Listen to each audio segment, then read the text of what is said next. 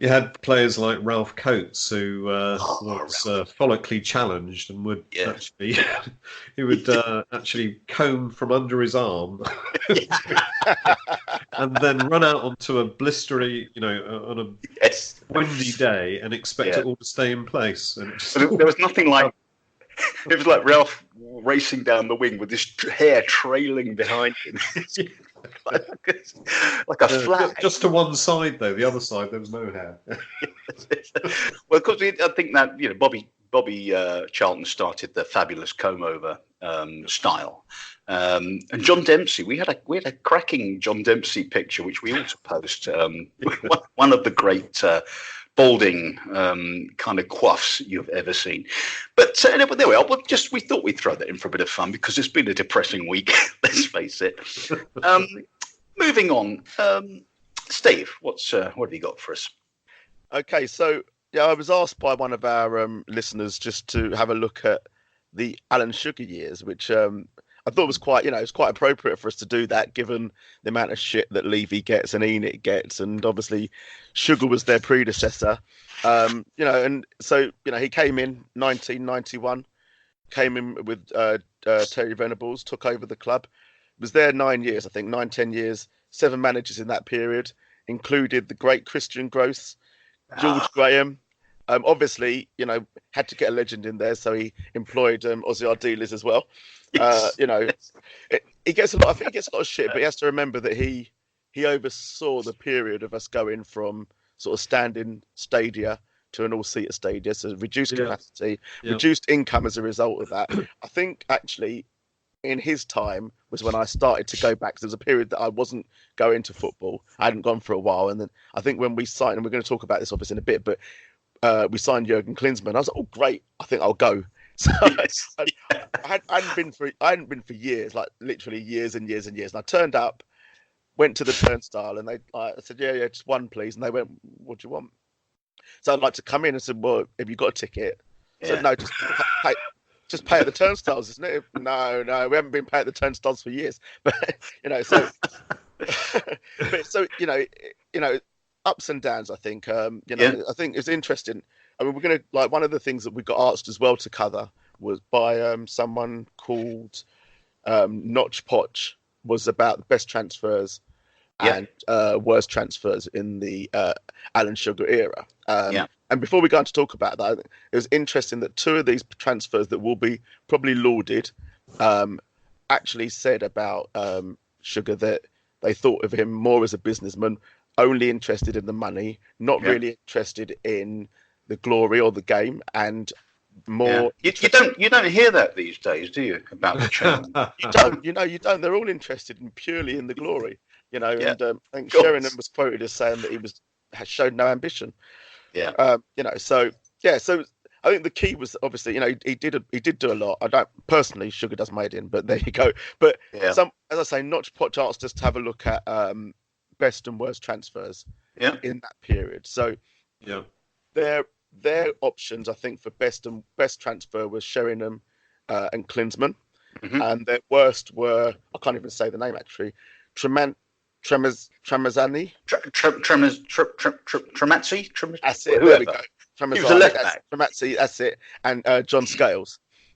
Scales, yeah. So for my part, I think I'd gone for some we had Ginola, so David Ginola, Anderton, Ginger Pele. You can't leave him out. Well, the Ginger Pele, so definitely amongst my best signings. And then obviously my worst signings were Ramon Vega, Sergei Rebrov, just in his period, and Musa Saib, if you remember Musa Saib. And also one that nearly got away, and I think he was just there for a loan period. And given the trouble that Pochettino is in at the moment, he actually could have come back as our saviour as a manager, is Alan Pardew. We had him. Did he play? He played just one game though, didn't he, Pardew? And it was in the Interfairs Cup or something. Yeah, I think that's. And we lost 8-0. Intercity Fairs Cup, was it? That's right. The Thameslink Trophy. Yeah. That's right. I mean, I think you reminded me of Rebrov there, and I think one of the great disappointments with Rebrov was that because it wasn't in those days, you didn't have YouTube where everyone was a genius. And he had this reputation having been the twin spearhead with forgotten his name. Yeah, exactly. And people thought, but the two of them are, they're one and the same almost. So we get this guy, and it was the sheer level of disappointment that he was nowhere even close. I mean, he was no better than Nico Claessens or those sorts of players. He had nothing really, did he? He wasn't particularly quick. He didn't score goals.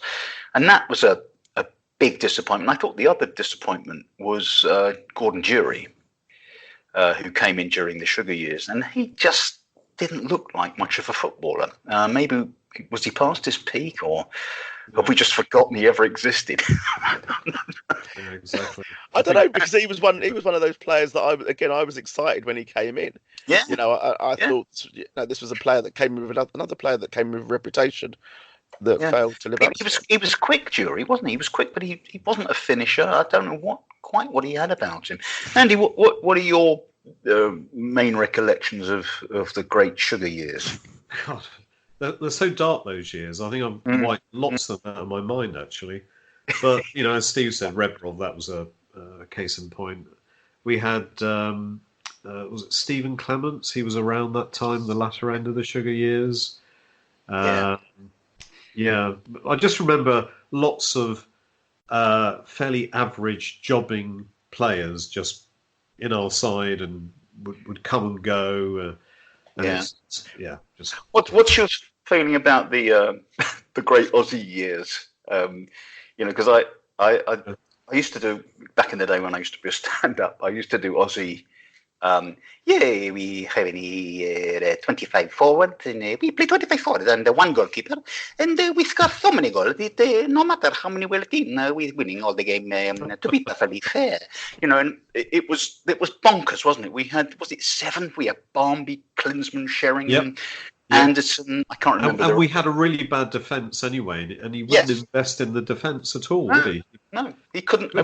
Just by more forwards.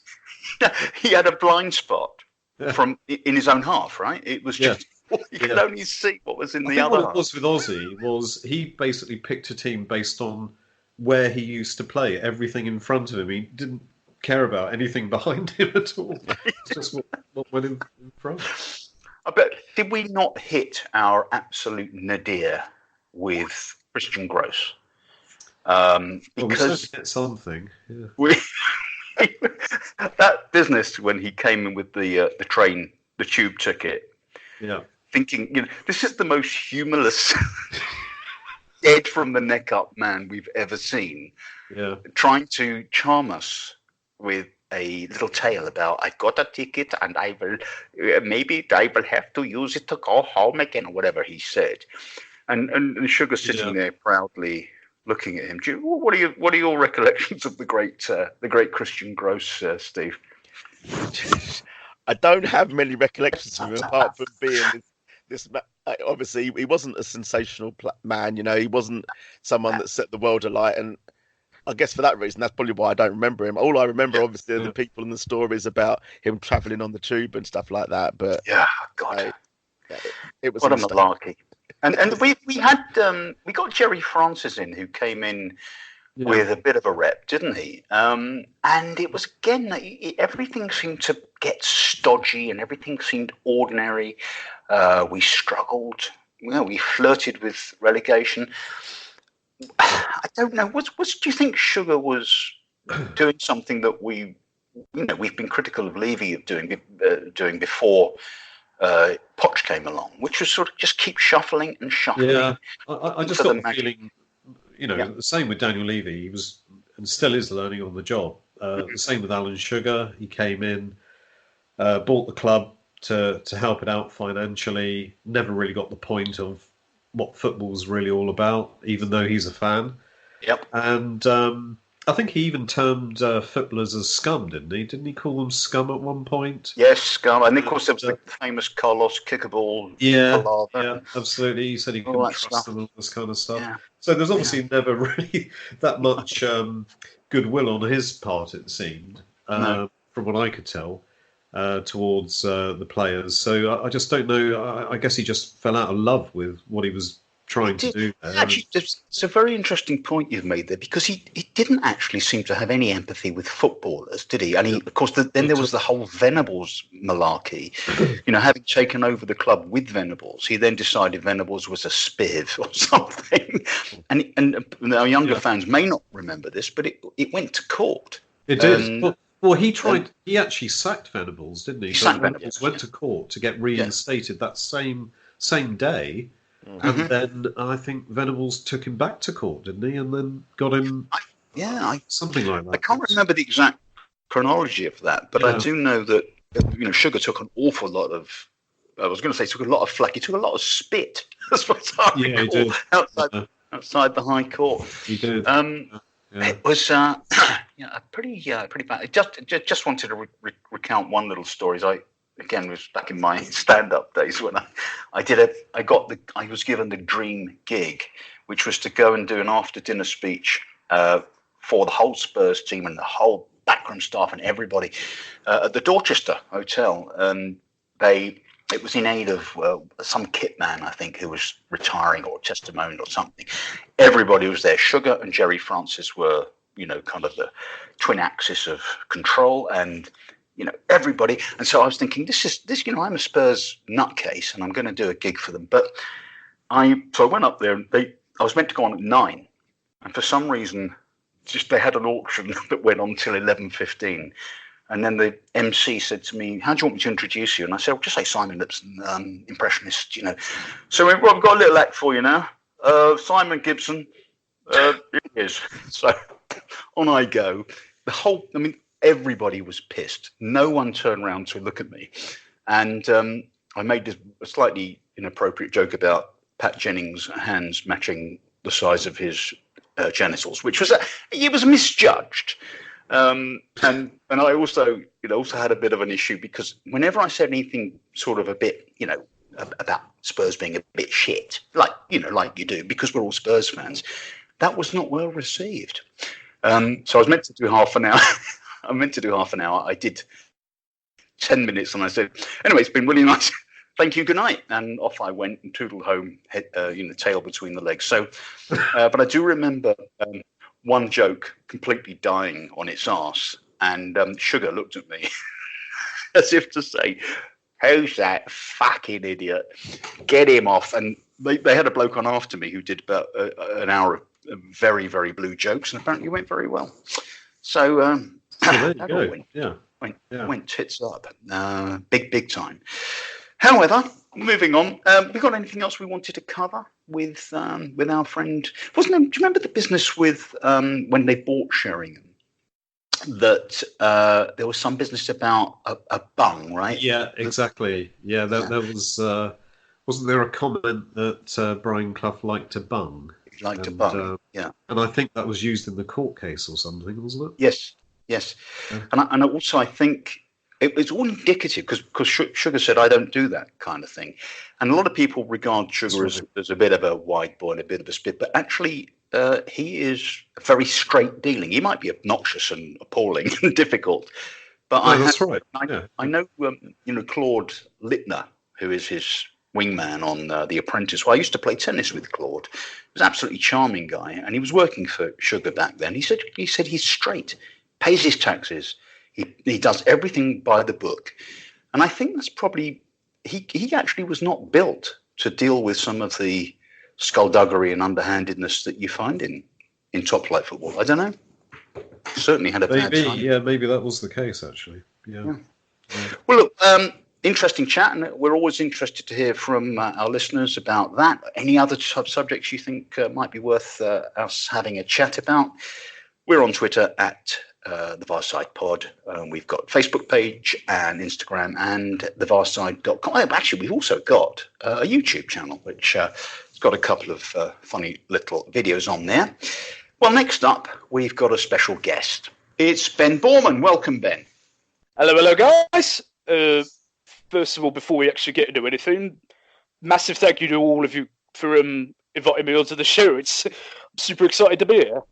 Well, we're thrilled to have you, and obviously you've got an interesting story to tell, but we do need to start with